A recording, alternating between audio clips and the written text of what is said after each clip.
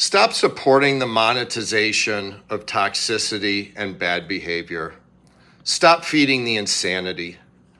Today, I'm going to talk about what's become a guilty pleasure for far too many people today, both on the internet and mainstream media. And that is tuning in to watch dysfunctional lunatics.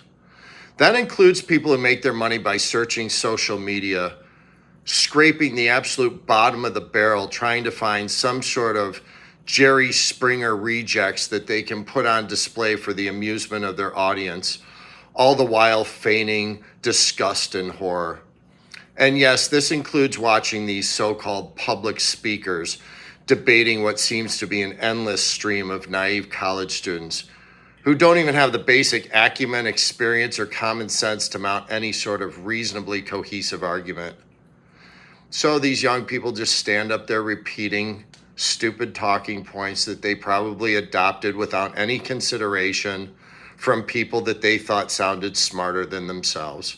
Most likely they're college professors who've never been in the real world. And then what do we see? We see our 40-plus-year-old hero who then proceeds to poke holes in these very weak arguments and then mop the floor with them while standing there with a smug, pompous grin on their face, basking in the glory of what should have been a very obvious outcome from the get-go of the exchange. Then we watch their mindless followers and subscribers cheer them on, like watching a professional athlete play against a high school kid. Gee, I wonder what the outcome will be. Maybe I should tune in and waste my time watching this. To me, there's nothing sadder and more pathetic than a grown adult fluffing themselves up at the expense of a young person and then broadcasting it to the world as evidence of how smart they are. If they're so great at debating, how come I never see them debating anybody of substance, anybody in their weight class, anybody who has any expertise or experience in the subject that they're discussing? But at least these content creators are making money off the craziness. What do their viewers get? Nothing other than brain rot. I don't know, maybe somebody can put in the comments section and enlighten me. Give me some sort of insight. Aren't there better ways to entertain ourselves than watching these endless psychological derailments, witnessing these total meltdowns and histrionics? Laughing at people who most likely are suffering from mental illness, or at the least laughing at people who are clearly struggling in life. Just like we hear about not feeding the trolls in the comment section, stop giving outrageous, toxic people supply. Stop giving them your attention. Attention is their drug of choice. Like the old computer saying goes, garbage in, garbage out. Or as we used to say in the 80s, you are what you eat. Feed the mind a steady diet of dysfunction and toxicity, and you can expect garbage thoughts and beliefs. I don't know what this fascination is with mental illness, but it's nothing new. In the early 19th century, mental hospitals used to offer tours to the public.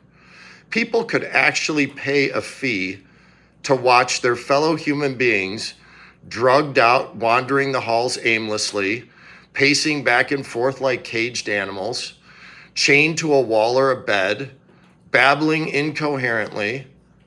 Boy, does that sound like a fun way to spend a Friday afternoon. Fun for the whole family. Probably one of the many reasons why these places were all but shut down by the early 1980s. But I have good news for you. You can still tune in on social media and get the grand tour. As long as there's demand for such content, these people will continue to act more and more outrageous, pushing the envelope further and further in hopes of eliciting the attention they so desperately crave. Their drug of choice is attention, and they will do anything they need to in order to meet that craving, just like any other addict. So expect more and more of this insanity unless we as a society say enough. And when we do say enough, these people are not going to have a source to get their supply from. They're not going to be able to meet these cravings. So one of several things is going to have to happen. They're either going to need to get the help that they need, or they're going to implode, or they're going to be forced to have to learn how to get positive attention in a reasonable and healthy dose like the rest of us do. The world of social media is creating and reinforcing these people. If you want it to end, you need to do your part and tune it out. The fastest way to extinguish a behavior is to remove your attention. Some people really don't care if they get good or bad attention. They don't even know how to get good attention, but it's better than being ignored. And guess what?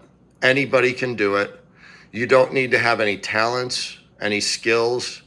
You don't have to be beautiful.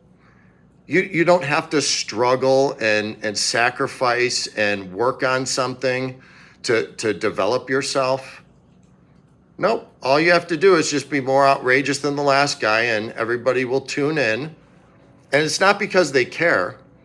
It's more like people slowing down to watch a car crash. Is it really okay with you that our so-called great minds spend their days talking about this nonsense? Is that really the legacy they're going to be leaving this world? Shouldn't they be using their superior intellect to ponder life's mysteries, solve our social ills, do something productive, rather than waste their life arguing about things that weren't relevant even 10 years ago? These made-up silly constructs that were developed in some liberal arts college that wanted to put themselves on the map?